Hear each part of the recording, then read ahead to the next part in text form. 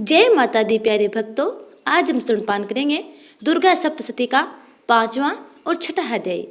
कथा शुरू करने से पहले यदि अपने चैनल को सब्सक्राइब नहीं किया है तो चैनल को सब्सक्राइब कर बेल आइकन को जरूर दबा लीजिएगा ताकि आगे आने वाली वीडियो की नोटिफिकेशन आप तक टाइम पर पहुंचते रहें। आइए कथा स्तनपान करते हैं। महर्षि मेधा ने कहा, पूर्व काल में शुंभ निशुंभ नामक असुरों ने अपने बल के मद से इंद्र का त्रिलोकी का राज्य और यज्ञों के भाग छीन लिए।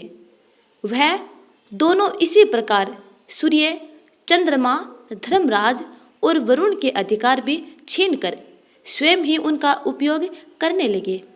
वायु और अग्नि का कार्य भी वही करने लगे और इसके पश्चात उन्होंने जिन देवताओं का राज्य छीना था उनको अपने अपने राज्य से निकाल दिया। इस तरह से अधिकार छीने हुए दैत्यों तथा दैत्यों द्वारा निकाले हुए देवता अपराजिता देवी का स्मरण करने लगे कि देवी ने हमको वर दिया था कि मैं तुम्हारी संपूर्ण विपत्तियों को नष्ट करके सुरक्षा करूंगी। ऐसा विचार कर सब देवता हिमालय पर गए और भगवती विष्णु माया की स्तुति करने लगे।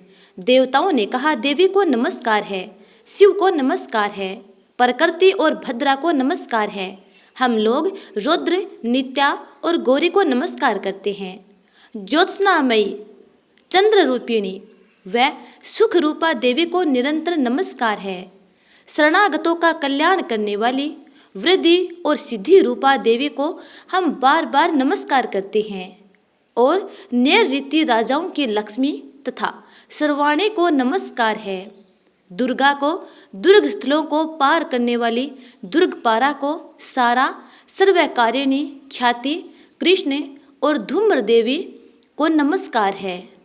अत्यंत सौम्य तथा अत्यंत रुद्र रूपा को हम नमस्कार करते हैं। उन्हें हमारा बार बार प्रणाम है। जगत की आधारभूत कृति देवी को बार बार नमस्कार करते हैं। जिस देवी को प्राणी मात्र विष्णु माया कहते हैं उसको नमस्कार है, उसको नमस्कार है, उसको नमस्कार है। जो देवी संपूर्ण प्राणियों में चेतना कहलाती है उसको नमस्कार है, नमस्कार है, नमस्कार है। जो देवी संपूर्ण प्राणियों में बुद्धि रूप से स्थित है उसको नमस्कार है, नमस्कार है, नमस्कार है। जो देवी सब प्राणियों में निद्रा रूप से विराजमान है उसको नमस्कार है, नमस्कार है, नमस्कार है।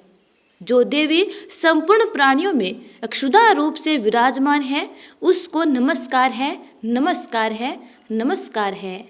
जो देवी संपूर्ण प्राणियों में छाया रूप से स्थित है उसको नमस्कार है, नमस्कार है, नमस्कार है। जो देवी सब प्राणियों में शक्ति रूप से स्थित है उसको नमस्कार है, नमस्कार है, नमस्कार है। जो देवी संपूर्ण प्राणियों में तृष्णा रूप से स्थित है उसको नमस्कार है, नमस्कार है, नमस्कार है। जो देवी सब प्राणियों में शांति रूप से स्थित है उसको नमस्कार है, नमस्कार है, नमस्कार है। जो देवी सब प्राणियों में जाति रूप से स्थित है उसको नमस्कार है, नमस्कार है, नमस्कार है। जो देवी सब प्राणियों में लज्जा रूप से स्थित है उसको नमस्कार है, नमस्कार है, नमस्कार है। जो देवी संपूर्ण प्राणियों में श्रद्धा रूप से स्थित है उसको नमस्कार है, नमस्कार है, नमस्कार है। जो देवी संपूर्ण प्राणियों में कांति रूप से स्थित है, जो देवी सब प्राणियों में लक्ष्मी रूप से स्थित है उसको नमस्कार है, नमस्कार है, नमस्कार है। जो देवी संपूर्ण प्राणियों में वृत्ति रूप से स्थित है उसको नमस्कार है, नमस्कार है, नमस्कार है। जो देवी सब प्राणियों में स्मृति रूप से विराजमान है उसको नमस्कार है, नमस्कार है, नमस्कार है। जो देवी सब प्राणियों में दया रूप से स्थित है वह उसको नमस्कार है, नमस्कार है, नमस्कार है। जो देवी सब प्राणियों में तुष्टि रूप से स्थित है उसको नमस्कार है, नमस्कार है, नमस्कार है। जो देवी संपूर्ण प्राणियों में मातृ रूप से स्थित है उसको नमस्कार है, नमस्कार है, नमस्कार है। जो देवी संपूर्ण प्राणियों में भ्रांति रूप से स्थित है उसको नमस्कार है, नमस्कार है, नमस्कार है। जो देवी संपूर्ण प्राणियों में नित्य व्याप्त रहती है, उसको नमस्कार है, नमस्कार है, नमस्कार है। जो देवी चैतन्य रूप से इस संपूर्ण संसार में व्याप्त करके स्थित है, उसको नमस्कार है, नमस्कार है, नमस्कार है। पूर्व काल में देवताओं ने अपने अभिष्ट फल पाने के लिए जिसकी स्तुति की है और देवराज इंद्र ने बहुत दिनों तक जिसका सेवन किया है, वह कल्याण की साधना भूता ईश्वरी हमारा कल्याण और मंगल करे तथा सारी विपत्तियों को नष्ट कर डाले। असुरों के सताए हुए हम संपूर्ण देवता उस परमेश्वरी को इस समय नमस्कार करते हैं तथा जो भक्ति पूर्वक स्मरण किए जाने पर तुरंत ही सब विपत्तियों को नष्ट कर देती है, वह जगदम्बा इस समय भी हमारा मंगल करके हमारे समस्त विपत्तियों को दूर करे। महर्षि मेधा ने कहा, हे राजन, इस प्रकार जब देवता स्तुति कर रहे थे तो उसी समय पार्वती देवी गंगा में स्नान करने के लिए आई। तब उनके शरीर से प्रकट होकर शिवा देवी बोली, शुंभ दैत्य के द्वारा स्वर्ग से निकले हुए और निशुंभ से हारे हुए ये देवता मेरी स्तुति कर रहे हैं। पार्वती के शरीर से अंबिका निकली थी, इसलिए उसको संपूर्ण लोक में कौशिकी कहते हैं। कौशिकी के प्रकट होने के पश्चात पार्वती देवी के शरीर का रंग काला हो गया और वह हिमालय पर रहने वाली कालिका देवी के नाम से प्रसिद्ध हुई। फिर शुंभ और निशुंभ के दूत चंडमुंड वहां आए और उन्होंने परम मनोहर रूप वाली अंबिका देवी को देखा। फिर वह शुंभ के पास जाकर बोले, महाराज, एक अत्यंत सुंदर स्त्री हिमालय को प्रकाशित कर रही है। वैसा रंग रूप आज तक हमने किसी स्त्री में नहीं देखा। हे असुरेश्वर, आप यह पता लगाएं कि वह कौन है और उसको ग्रहण कर लें। वह स्त्री स्त्रियों में रतन है। वह अपनी कांति से दसों दिशाओं को प्रकाशित करती हुई वहाँ स्थित है, इसलिए आपका उसको देखना उचित है। हे प्रभो, तीनों लोकों के हाथी, घोड़े और मणि इत्यादि जितने रत्न हैं, वह सब इस समय आपके घर में शोभायमान है। हाथियों में रतन रूप ऐरावत हाथी और उच्चैश्रवा नामक घोड़ा तो आप इंद्र से ले आए हैं। हंसों द्वारा जूता हुआ विमान जो कि ब्रह्मा जी के पास था, अब भी आपके पास है। और यह महापद्म नामक खजाना आपने कुबेर से छीना है। समुद्र ने आपको सदा खिले हुए फूलों की किंजलकीनी नामक माला दी है। वरुण का कंचन की वर्षा करने वाला छत्र आपके पास है। रथों में श्रेष्ठ प्रजापति का रथ भी आपके पास ही है। हे दैतेंद्र, मृत्यु से उत्क्रांति का नामक शक्ति भी आपने छीन ली है और वरुण का पास भी आपके भ्राता निशुंभ के अधिकार में है। और जो अग्नि में न जल सके ऐसे दो वस्त्र भी अग्निदेव ने आपको दिए हैं।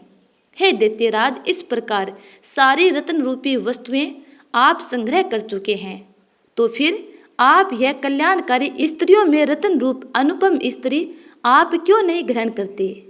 महर्षि मेधा बोले, चंडमुंड का यह वचन सुनकर शुंभ ने विचार किया, सुग्रीव को अपना दूत बनाकर देवी के पास भेजा जाए। प्रथम उसको सब कुछ समझा दिया और कहा कि वहां जाकर तुम उसको अच्छी तरह से समझाना और एक उपाय करना जिससे वह प्रसन्न होकर तुरंत मेरे पास चली आए। भली प्रकार से समझा कर कहना। दूत सुग्रीव पर्वत के उस रमणीय भाग में पहुंचा जहां देवी रहती थी। दूत ने कहा, हे देवी, दैत्यों का राजा शुंभ तो इस समय तीनों लोकों का स्वामी है। मैं उसका दूत हूँ और यहाँ तुम्हारे पास आया हूँ। संपूर्ण देवता उसकी आज्ञा एक स्वर से मानते हैं। अब जो कुछ उसने कहला भेजा है वह सुनो। उसने कहा है, इस समय संपूर्ण त्रिलोकी मेरे वश में है और संपूर्ण यज्ञों के भाग को पृथक पृथक मैं ही लेता हूँ और तीनों लोकों में जितने श्रेष्ठ रत्न हैं वह सब मेरे पास हैं। देवराज इंद्र का वाहन ऐरावत मेरे पास है जो मैंने छीन लिया है। उच्चैश्रवा नामक घोड़ा जो क्षीर सागर मंथन करने से प्रकट हुआ था, उसे देवताओं ने मुझे समर्पित किया है। हे सुंदरी, इनके अतिरिक्त और भी जो रत्न भूषण पदार्थ देवताओं के पास थे वह सब मेरे पास हैं। हे देवी, मैं तुम्हें संसार की स्त्रियों में रत्न मानता हूँ, क्योंकि रत्नों का उपभोग करने वाला मैं ही हूँ। हे चंचल कटाओं वाली सुंदरी, अब यह तो मैं तुझ पर छोड़ता हूँ कि तू मेरे या मेरे भाई महापराक्रमी निशुंभ की सेवा में आ जाए। यदि तू मुझे वरेगी तो तुम्हें महान ऐश्वर्य की प्राप्ति होगी। अतः तुम अपनी बुद्धि से ये विचार कर मेरे पास चली आओ। महर्षि मेधा ने कहा। दूत के ऐसा कहने पर संपूर्ण जगत का कल्याण करने वाली भगवती दुर्गा मन ही मन मुस्कुराई और इस प्रकार कहने लगी। देवी ने कहा, हे दूत, तू जो कुछ कह रहा है वह सत्य है और इसमें किंचित मात्र भी झूठ नहीं है। शुंभ इस समय त्रिलोकों में स्वामी है और निशुंभ भी उसी की तरह पराक्रमी है, किंतु इसके संबंध में मैं जो प्रतिज्ञा कर चुकी हूँ उसे मैं कैसे झुठला सकती हूँ। अतः तू मैंने जो प्रतिज्ञा की है उसे सुन। जो मुझे युद्ध में जीत लेगा और मेरे अभिमान को खंडित करेगा तथा बल में मेरे समान होगा, वही मेरा स्वामी होगा। इसलिए शुंभ अथवा निशुंभ यहाँ आवे और युद्ध में जीतकर मुझसे विवाह कर ले, इसमें भला देर क्या। दूत ने कहा, हे देवी, तुम अभिमान में भरी हुई हो, मेरे सामने तुम ऐसी बातें न करो। इस त्रिलोकी में मुझे तो ऐसा कोई दिखाई नहीं देता जो कि शुंभ और निशुंभ के सामने ठहर सके। हे देवी, जब अन्य देवताओं में कोई शुंभ व निशुंभ के समान युद्ध में ठहर नहीं सकता, तो तुम जैसी स्त्री उनके सामने रणभूमि में ठहर ही कैसे सकेगी। जिन शुंभ आदि असुरों के सामने इंद्र आदि देवता नहीं ठहर सके, तो फिर तुम अकेली स्त्री उनके सामने कैसे ठहर सकोगी। अतः तुम मेरा कहना मानकर उनके पास चली जाओ, नहीं तो जब वह तुम्हें केस पकड़कर घसीटते हुए ले जाएंगे तो तुम्हारा गौरव नष्ट हो जाएगा। इसलिए मेरी बात मान लो। देवी ने कहा, जो कुछ तुमने कहा है ठीक है। शुंभ और निशुंभ बड़े बलवान हैं, लेकिन मैं क्या कर सकती हूँ, क्योंकि मैं बिना विचारे प्रतिज्ञा कर चुकी हूँ। इसलिए तुम जाओ और मैंने जो कुछ भी कहा है वह सब आदर पूर्वक असुरेंद्र से कह दो। इसके पश्चात जो वह उचित समझे करे। महर्षि मेधा ने कहा। देवी की बात सुनकर दूत क्रोध में भरा हुआ वहां से असुरेंद्र के पास पहुंचा और सारा वृतांत उसे कह सुनाया। दूत की बात सुन असुरेंद्र के क्रोध का पारावर न रहा। उसने अपने सेनापति धूम्रलोचन से कहा, धूम्रलोचन, तुम अपनी सेना सहित शीघ्र वहां जाओ और उस दुष्टा के केसों को पकड़कर उसे घसीटते हुए यहाँ ले आओ। यदि उसकी रक्षा के लिए कोई दूसरा खड़ा हो, चाहे वह देवता, यक्ष अथवा गंधर्व ही क्यों न हो, उसको तुम अवश्य मार डालना। महर्षि मेधा ने कहा। शुंभ के इस प्रकार आज्ञा देने पर धूम्रलोचन 60,000 राक्षसों की सेना को साथ लेकर वहां पहुंचा और देवी को देख ललकार कर कहने लगा, अरे तू अभी शुंभ और निशुंभ के पास चल। यदि तू प्रसन्नतापूर्वक मेरे साथ न चलेगी तो मैं तेरे केसों को पकड़ घसीटता हुआ तुझे ले चलूंगा। देवी बोली, असुरेंद्र का भेजा हुआ तेरे जैसा बलवान यदि बलपूर्वक मुझे ले जावेगा तो ऐसी दशा में मैं तुम्हारा कर ही क्या सकती हूँ। महर्षि मेधा ने कहा। ऐसा कहने पर धूम्रलोचन उसकी ओर लपका, किंतु देवी ने उसे अपनी हुंकार से ही भस्म कर डाला। यह देखकर असुर सेना क्रुद्ध होकर देवी की ओर बढ़ी, परंतु अंबिका ने उन पर तीखे बाणों, शक्तियों तथा फरसों की वर्षा आरंभ कर दी। इतने में देवी का वाहन भी अपनी ग्रीवा के बालों को झटकाता हुआ और बड़ा भारी शब्द करता हुआ असुर सेना पर कूद पड़ा। उसने कई असुर अपने पंजों से, कई अपने जबड़ों से और कई को धरती पर पटक कर अपनी दाढ़ों से घायल करके मार डाला। उसने कई असुरों के अपने नख से पेट फाड़ डाले और कई असुरों का तो केवल थप्पड़ मारकर सिर धड़ से अलग कर दिया। कई असुरों की भुजाएं और सिर तोड़ डाले और गर्दन के बालों को हिलाते हुए उसने कई असुरों को पकड़कर उनके पेट फाड़कर उनका रक्त पी डाला। इस प्रकार देवी के उस महाबलवान सिंह ने क्षण भर में असुर सेना को समाप्त कर दिया। शुंभ ने जब यह सुना कि देवी ने धूम्रलोचन असुर को मार डाला है और उसके सिंह ने सारी सेना का संहार कर डाला है, तब उसको बड़ा क्रोध आया। उसके मारे क्रोध के होठ फड़कने लगे और उसने चंड तथा मुंड नामक महाअसुरों को आज्ञा दी, हे चंड, हे मुंड, तुम अपने साथ एक बड़ी सेना लेकर वहां जाओ और उस देवी के बाल पकड़कर उसे बांधकर तुरंत यहाँ ले आओ।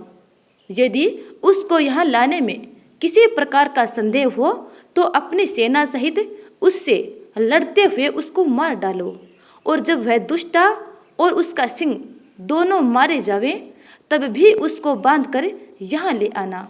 तो प्यारे स्नेहितों, ये था दुर्गा सप्तशती का 5वां और 6ठा अध्याय। उम्मीद करती हूँ कि आपको ये कथा अच्छी लगी है। यदि अच्छी लगी है तो लाइक कमेंट कर देना और आगे की कथा जानने के लिए अगले अध्याय का इंतजार करना। तब तक के लिए जय श्री राधे।